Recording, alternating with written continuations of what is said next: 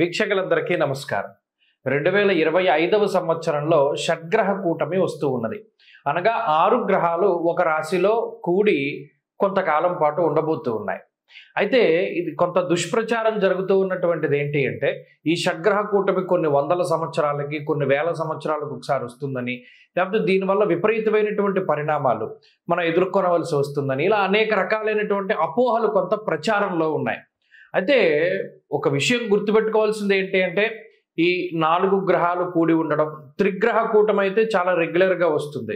పంచగ్రహ కూటమి కొంత రేర్, 5-6 నెలలకు వస్తుంది. షడ్గ్రహ కూటమి మరీ రేర్, కానీ ఇది రాకపోవడం అన్నది ఏమీ లేదు. కొన్ని వందల సంవత్సరాలు, కొన్ని వేల సంవత్సరాలకు ఒకసారి వచ్చింది. కుంభమేళా జరిగిన తర్వాత వచ్చింది. లేకపోతే ఇంకా రకరకాలైనటువంటి అపోహలు ఉండొచ్చు. ఏ రాశులకి ఇది మంచిది, ఏ రాశులకి చెడు అనేటువంటిది మనం తెలుసుకుంటే మంచిది. మిథున రాశి పరిస్థితి చూస్తే, మిథున రాశి వారికి దశమంలో ఏర్పడుతూ ఉన్నది ఈ షడ్గ్రహ కూటమి. ఇది నిజానికి మిశ్రమమైన స్థానం. మిథున రాశి వారికి కొత్తగా వచ్చేటువంటి దోషం ఏంటయ్యా అంటే కంటక శని దోషము అంటారు. ఈ కంటక శని దోషంలో దశమంలో శని, అలాగే బుధుడు, శుక్రుడు, ఈ 3 గ్రహాలే చెడు. 6 గ్రహాలు పుడుతున్నాయి, అందులో 3 చెడు.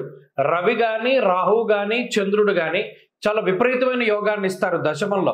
ఉపచయ స్థానం కాబట్టి చాలా గొప్ప ఫలితాలను ఇస్తూ ఉంటారు. కాబట్టి మిథున రాశి వారికి ఇది సాధారణమైనటువంటి ఫలితమే. మిథున రాశి వారికి ఇబ్బంది లేదు. మిథున రాశి వారికి ఎలా ఉన్నది అలా వెళుతుంది.